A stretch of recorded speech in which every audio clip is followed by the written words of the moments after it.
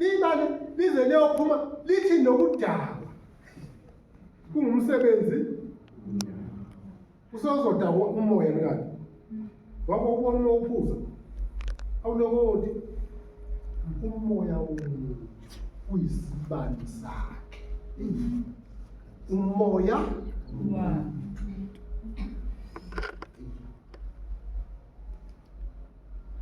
noma sedakiwe enyameni amehle engasaboni umoya womuntu uyakwazi umohola zawo ngene ekhaya athi ngifike kanjani kube uholwa umoya wakhe oyikukhanya uyabona uNkulunkulu nomsongakanani udakiwe wena ubona ngisho indlela and uhamba lapho kungahanjwa khona kodwa ngoba umoya obekwe nguNkulunkulu kuwe ugadi kangakanani usukhona ngoba mawusukhona kuthiwa ngela ngoqala ukukholwa ngalo usukuma uNkulunkulu usukuma uJesu kusukuma umoya oyingcwele bezohlala nawe bahambe nawe badle manje uyidla kanjani inyama yamadlozi uyidla kanjani uyidliswa ukuthi abekho kuwe abadala phela ngabadala bethu lapho uNkulunkulu omdala kungekamkomi kodwa uthi mawungabukela uthi uJesu mina ngimba sizohlala uhambe nathi udle nathi kusho ukuthi yonke into oyenzayo uyenza uhamba nawe ngiyangimangaleke kukhona abantu ababingelela umoya oyingcwele ubingelela umuntu ohlala kuwe olala kuwe omazi zonke izinsuku ufika nini lapha aqhela khona ukuze befika umbingelele Hoy sibingelela umoya oyingcwele phakathi kwethu unibuye ngihlukane phela umoya oyingcwele uhlala kuwe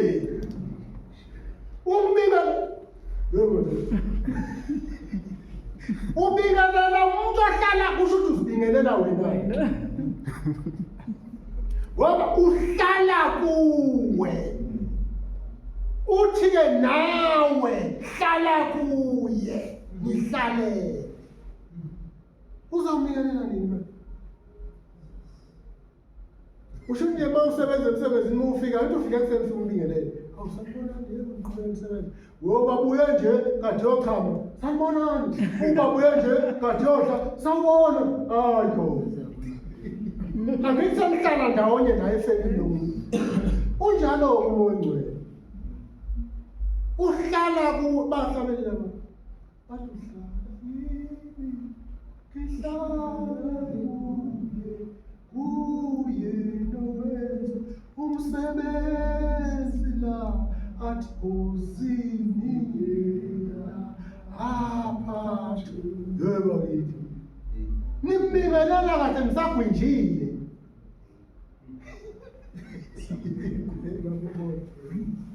ufunda kufikweni usumba likhona leminyaka isiqhayi kade sifakaza ukuthi ayibafakaza abese eshilo athina zalwane futhi angazi basithatha lapha esitayela somtshingisi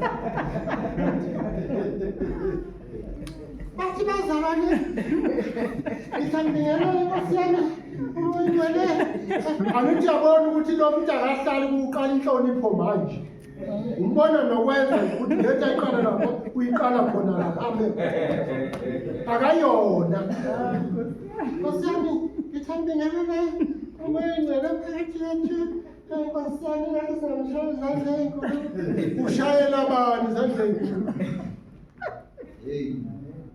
ngubani lo mshayeli izandla ezinkulu umoya oyingcwele ngumuntu yingakho kungesiye umoya oyingcwele wona umoya oyingcwele yena umuntu. Usho ukuthi ibhetri ifoni le yami ngabingelela ibhetri lehlala la. Ibisebenza ngayo. Wena ngithi uhamba ngawo moya. Uxoxa naye insuku zonke, ngisho ekuseni uvuka, ukuphaphanyiswe nguye. Kube ngathi uyaphupha, uthi uvula amehlo, awusangineki. Kade unyikile. Bengiyidlulele. Kodwa ke sibuke nasi isihloko. Laphaya encwadini kaPetro oqala, kuyefika ekhona uPetro abancane ngazi nababili.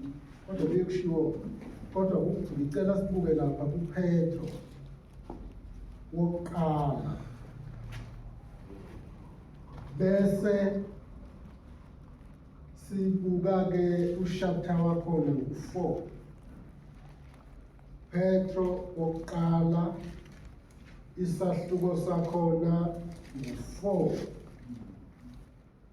Ngifuna nje sibuke ukuthi lento yokukholwa ijulile. Leyo and iyabiza. Ngiyezwa abantu bethatha lula ngoba uyabona lento yokukholwa. Mina ngaqala ukuyizwa ukuthi iyabiza ngisengumuntu nje omusha osindisiweyo. Ngayibona lapho lento ukuthi lento yokukholwa iyandlula emavesini. Izobuza ukuthi ungubongani. Uyabona lento yokukholwa iyendlule ukuthi kanti uzoyalwa kuthiwe emendweni uyiphathe kanje.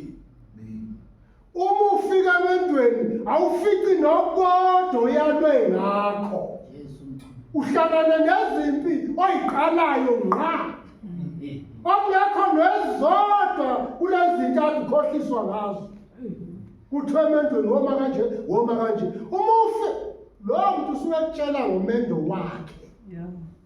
Ukuthi yena emendweni wakhe uphila kanjani. Wena la uyakhona ungafici nokukodwa kwezikhalo ohlonyiswe ngazo. Ufica okusha ofuna izikhalo ezintsha. Yikho uDavid aliqhumula ijazi.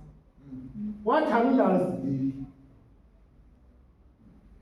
lapho ekukholweni la kunezinto zakhona ezingumkhumulabhatshi lapho ekukholweni. Umusha kubuya zonke inkanuko wahlukana nazo ungakakholwa zizothi nze phambi kwakho. Uliphethe iBhayibheli. Ayifuna iBhayibheli. Zifuna amandla kaMoya oNgcwele. Zibaginqa balikhuluma iBhayibheli ngisho bephaphama, kodwa phaphama ezonweni. Umuntu usizwa ngamandla kaMoya oNgcwele. Maningi kabi namadoda amadala la angagijima yobazifele, kodwa asizwa ngamandla kaMoya oNgcwele. Umuntu exabane noMoya oNgcwele uyalimala ekukholweni ngoba into esiza umuntu ngamandla kaMoya oNgcwele. Uze umuntu kuthakade fakaza uvuka ishosha kanti wayisegejana noMoya oNgcwele. Udlizono nawo amavesi egcwele ikhanda ngoba uhlukene nomnikazi wamavesi. Akusizi ukwazi amavesi umnikazi wawo ungamazi. Akusizi. Uyabona ukuthi ishoke imlisho kuwe akekho wazi. uMoya oNgcwele uyayazi indlela. Angazi sifunani lezi zinto. Kodwa ngizama ukuveza ukuthi webazana ningacabangi ukuthi mani layishe iBhayibheli la seningamakhono. Usathane ukuginqa nayo leyo nto ngoba uyazi mhla uNkulunkulu ecabanga ukuyibhala. Le into eyihlulayo umoya ongcwele. Ufika jameke lapho usathane. Ngoba bathi uyithatha play. Cha, angithi uJesu nephuma embhabhadisweni engakaphume phakathi. Kodwa sebhabhadisile. Umevuka emanzini. Kwehla isimo sikamoya oyingcwele siyisimo sejuba. Yabona? Lo moya ongcwele wazogcwalisa uJesu. Uma phuma uJesu uqale lapho kuye training college ehlala. Lithi iBhayibheli umoya ongcwele wayezohola uJesu emholela kuphi ehlala ukuthi alingwe bani nguSathane. uJesu nguyena lizwi. Usathane akalesabi izwi. Yingakho yile lapha uJesu bengezukuya eyedwa ewulizwi kudinga ukuthi agcwalise ukulunga bese umoya ongcwele eza azomohola ngoba ivesa liholi muntu. Uma esemholele ehlane yayisifika inkunzi bala ngoba kuyakhulunywa kuthiwa umoya ongcwele umhola uJesu umholelaphi ehlane ukuze alingwe nguSathane. Yabona umoya ongcwele umsebenzi wakhe yini? Uma sengenile kuwe babumotha ukuholela inkingeni ukuze uyoyiphasa. Umsebenzi wamamoya ongcwele ikukusa la uzolingwa khona.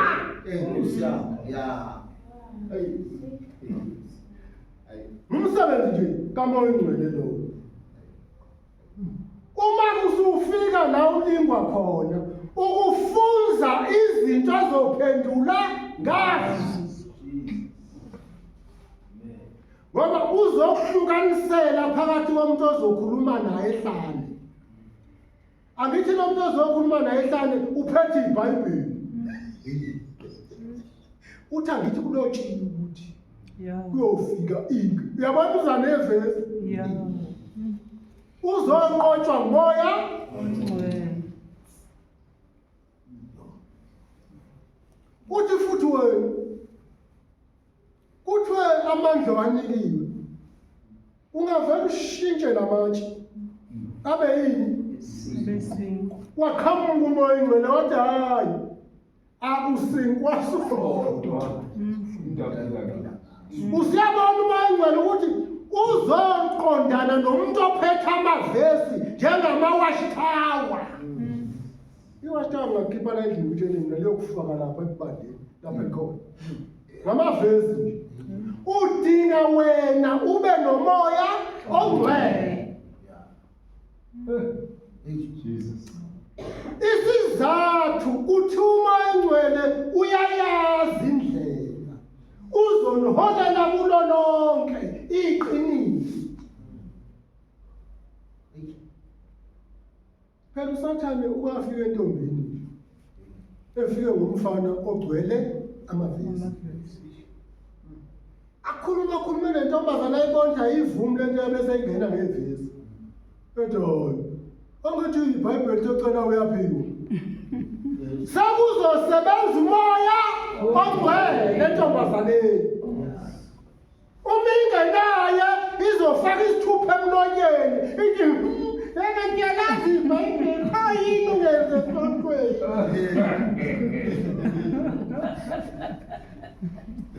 Akabona ukuthi uhole umoya wamholelaphi ehlane. Okwakhe akadedela umoya ongcwele afaka amazwi emlonyeni. Uthi umoya uthi uNkulunkulu ningakhathazeki ngokuthi niyothini mani maphambi kwabantu. Mina ngizofaka emlonyeni wakho zokusho. Usiyabona ukuthi kulwele ukuba nomoya ongcwele. Umoya ongcwele mengakuphuzi uwedwa, ulwele lokuthi kwenze njani. Ngaze ngazindla ngesono ngaphumelela, kwenze njani. Ake sifunde nje isihloko lapha kulapha noma sesinayithandaze lapha. Kodwa nje ake sifunde isihloko lapha kulokhu khona la ngenhla ka chapter 4. Sifunde uchapter 4 kwenhla isihloko leso chapter 4. Ekuhluphekeni amakholwa mawabekezele. Imali kuphi Ekuhluphekeni ini amakholwa. akholwa ngithi. Amen. Umuntu ukholwa yizwi bese eholwa umoya. Yabona? Awukwazi ukubekezela ungakholwa yizwi. Izwi lithi ukubekezela kusibekela inqwaba yezono.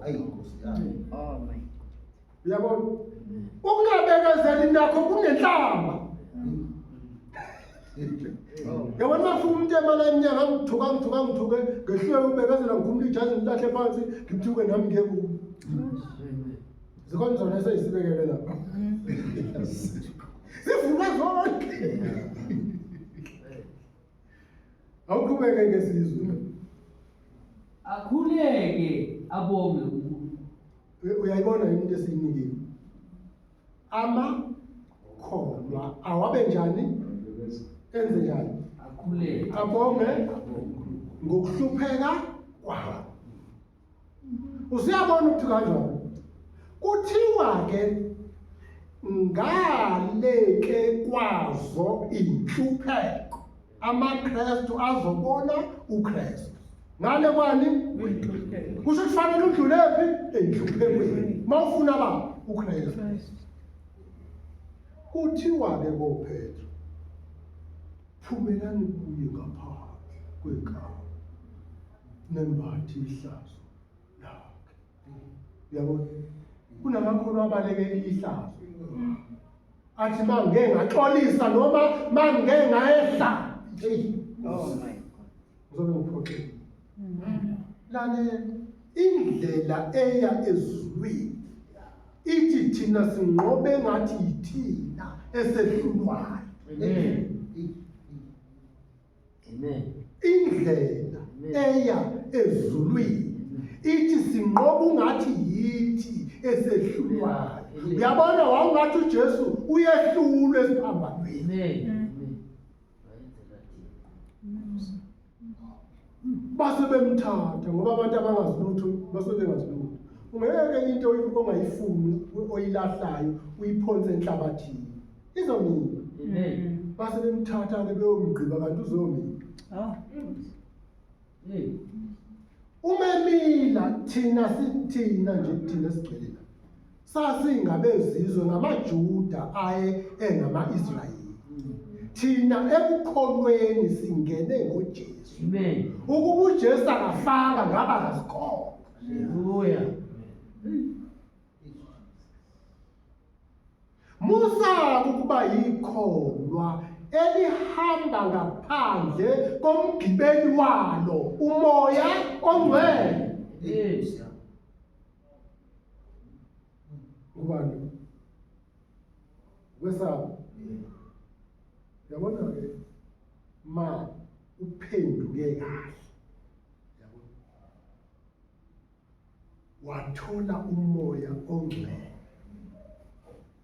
Uma ushadile umoya ongcwele uqhubela ehlane umshado wakho ukubuyolingwa uSathane.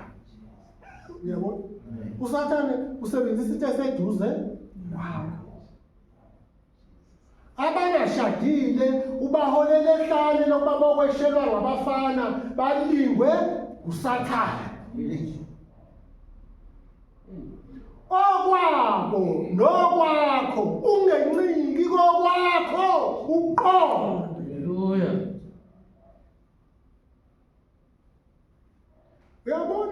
umoya oyingcwele akekho emhlabeni. Mina ngabe kamkhona ngoba mina ngazi ukuphela ngokusikho. Lutho. Kodwa ngeke ngiyithole sengihleli nabo labahamba lapha phezulu. Abacabanga ukuthi bahamba phezulu benemali. Nathi siyahamba singenayo. Hallelujah. Amen. Uthola sigudlukani phela nje umlungu ethi baba hlala. Asukuma afune enye indaba.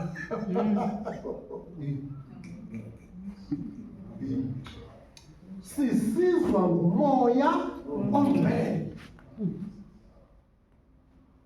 Amakholwa wasumhlubuka umoya ongcwele enza izinto ezimhlazayo. Kuthiwe nalo uyakholwa. Kholwa ngumoya ongcwele. Futhi ungesabi mekuholela ehlala. Okwakho ngcika kuye khona kuphi ehlala. Uma ethi thula thula. Uma ethi khuluma khuluma uyazi. Ake sifunde-ke verse 1. Verse 1. Njengokuba uKristu wahlupheka emnyameni, hlomani nani ukuqonda okunjalo. Uyayizwa indaba yethu. Uhlupheke uKristu. Amen. Hlupheke enyameni. Inyama iyakwazi ukuyikhulumela. Ivele ethi ukuba ngangazi. Ngangeke nje memukele uJesu. Kanti kunjani? Lalela noma ngaba umamukela. Kodwa phambi kwesihlalo sokwahlulela uyaya. Ayikho nje into ngathi ingcono lo. Engcono yikho lokhu ukuthi uhlupheke njengoba noKristu ahlupheke. Kukhona abantu abangasafisi ukuphila emhlabeni. Ngendlela abalingwa ngakhona. Baze bacabange mabebodwa ngathi izidingo zabo zingaphezu kwabo bonke abantu. Athi afika komunye umuzi athola ukuthi hayi lokho kwama. Afika unkosikazi ephethe umkhonto eminyango ejame ngawe wangena nje yamdudula. Athi lo kanti ngcono mina ngihlaba ngebamba. Kanti konke afike bakwenza ngakho. Hayi ukuthi yini ebabwayo. uNkulunkulu uSathane ufuna ifebe. Abashadileyo akabafuni uSathane. Uyakhininqa ayekhona. Ngoba ufuna ukuthi bangamboni umnikazi womshado.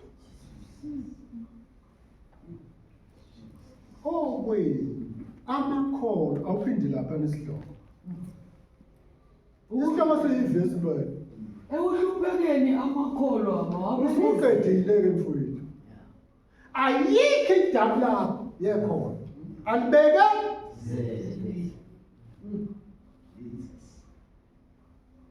angithi uJesu njengoba nje kushiwo kuthiwa wahlupheka. Wabekezela ayethukwa noma ehlejo.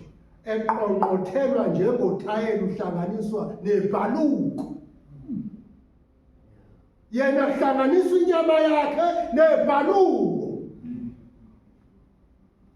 Ezinikela ngenxa yami. Engenaso. Angaze nesikhonsipile sakhe samkhalisa.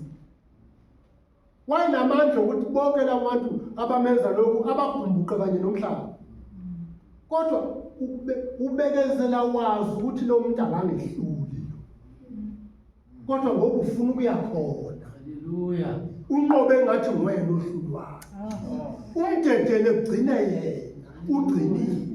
Amen. Ukukholwa abazalwane kusemshukantambo.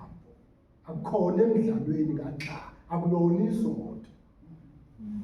Yinto abathi, mina ke ngumuntu odelelekile, kwenza ukuthi nje anginankinga. Noma ubani shumela athi njengodlabude nje.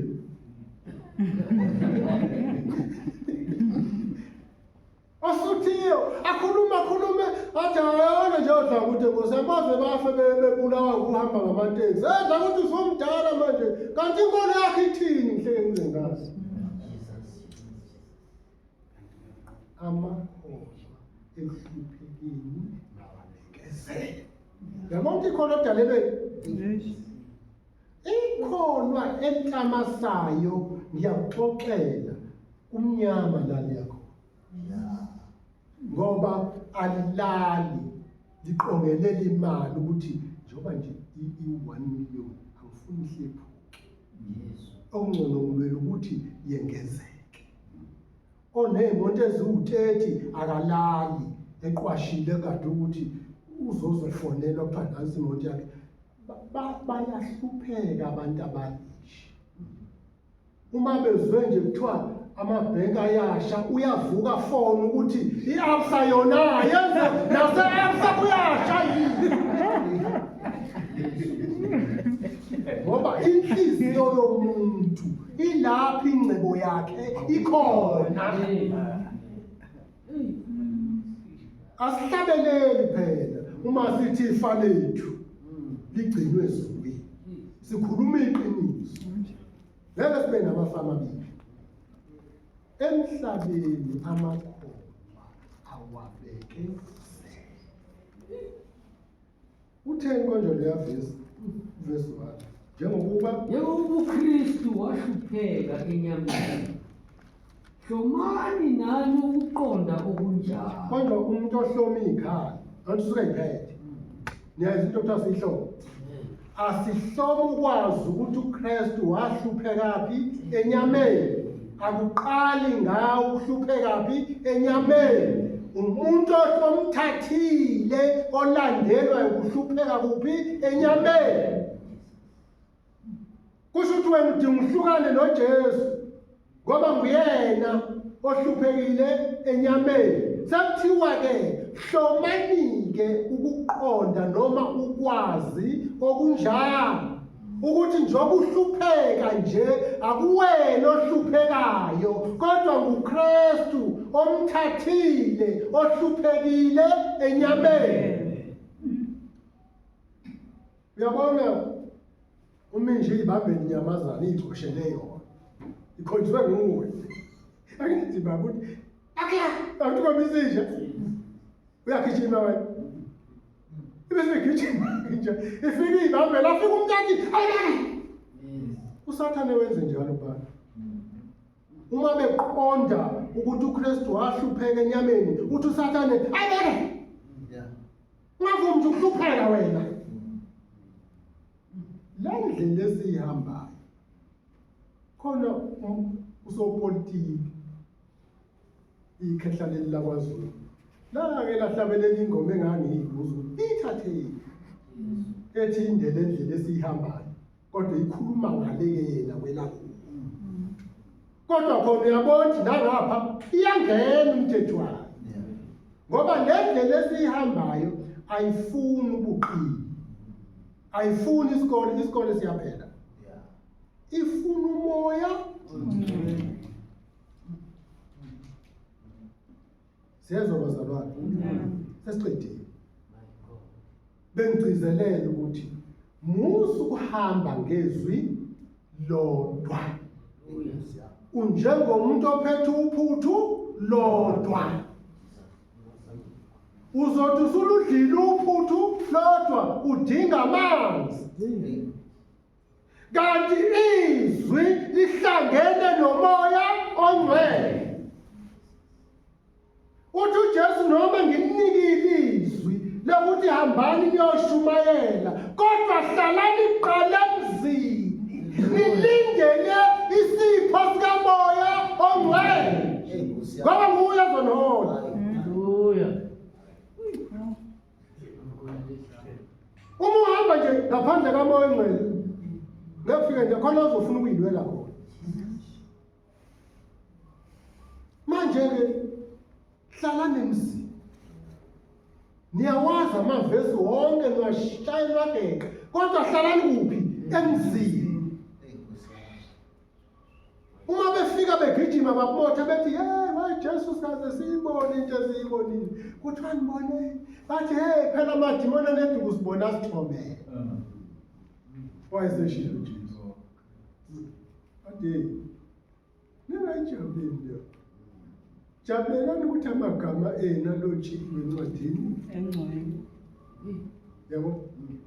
Bona bathi amadimoni athobele obani? Abethobela bona. Athobela igama likaJesu. Amen. Abaliphethe. Amen. Uma bengaliphethe emadimonini azabashaya. Abatshela uPaul siyamazi nje. Ophatha leli gama. Nina niphethe lihoko. Babanga ababambisi. Kuthiwa kwadabuka imjini. uSathane uyamazi moya akalinga yena. Umoya ongcwele hamba noJesu behamba indoda ihlala emathuneni yamemezika yathi hawu uma besinamsebenzi muni nawe ukubuze la isikhathi singakafiki. Umoya ongcwele uyaziwa umhlaba wonke. Into engaziwa umhlaba wonke uwe. Kodwa uma wena unobudlelwano nomoya ongcwele waziwa umhlaba wonke. Ngoba amadimoni aseCape Town ula ayakwazi ahlala umhlangano ngawo ukuthi siqhamuke ngapha sangamtho saqhamuka sanga asimfakele imiliyoni kuyakha angeke aye enkonzweni kusasa bese ngene imiliyoni kadla angithi kuthiwa ingcebe iminyanisa izwi uma ngathi nje mfowethu imiliyoni kadla uvuka indlela obungenazo la kuyiSunday hey babamotha hey saphuthuma endaweni ethile akeke ngisafika ngizobona sembuya ngifundisa hey akukho lapho uthuma khona futhi nini mina ngoba ngime phambi kwami kwangena u5,000 angiyange inkonzo isegcekeni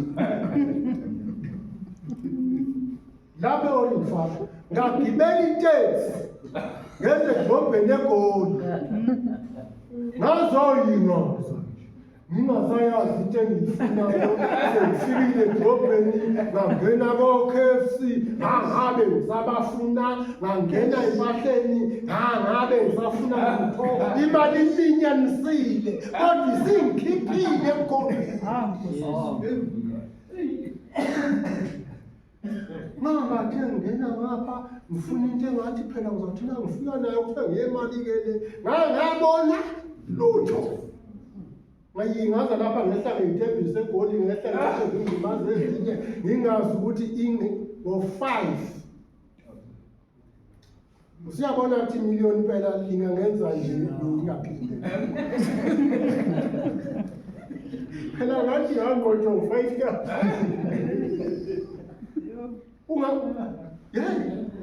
mudala uNkulunkulu uthi muhluleke ukuthembeka kulokhu okuncane nakakwazi ukunikeza okukhulu usuwangibona nje manje noma ngikhuluma ngemali ngikhuluma ngento engidlulile ngiyayazi imali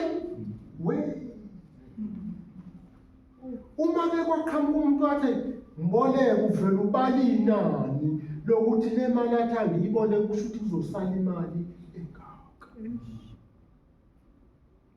Yingakho kunezigebengu ezirobha uNkulunkulu zimnika okweshumi kwemali ezingayiholi zinalapha zikhona